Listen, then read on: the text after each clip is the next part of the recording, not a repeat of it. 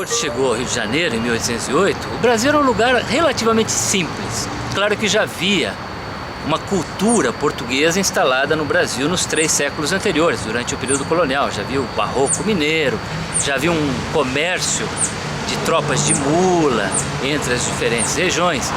Mas o Brasil era um país relativamente isolado, proibido, o estrangeiro não entrava aqui sem autorização da coroa portuguesa, os únicos que entravam eram os portugueses e os escravos africanos, de forma cativa. Não havia muito pouca comunicação entre as províncias, o índice de analfabetismo era estimado em 99% da população, não tinha livros, não tinha imprensa, porque por uma decisão da coroa portuguesa no século XVIII, eram proibidas manufaturas no Brasil, o que incluía a indústria gráfica.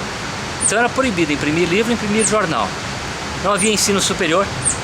É uma situação muito curiosa, porque na época da independência, a América Espanhola já tinha 22 universidades, o Brasil nenhuma. A primeira universidade brasileira é de 1912, Universidade do Brasil. E havia o fenômeno da escravidão. De cada 3 brasileiros, 1 era escravo. E a imensa maioria da população era, portanto, analfabeta, pobre. Havia uma grande concentração de riqueza, de latifúndio.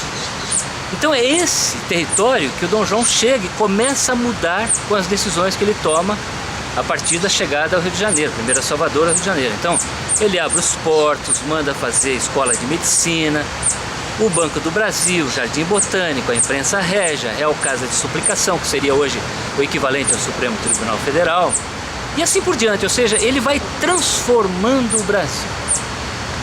Não porque ele era bonzinho, porque ele estava grato aos brasileiros que o acolhiam naquele momento de dificuldades, mas porque ele era forçado pelas circunstâncias. Como Napoleão Bonaparte tinha invadido Portugal, se ele não transforma o Brasil, não havia como governar o Império Colonial Português a partir do Rio de Janeiro.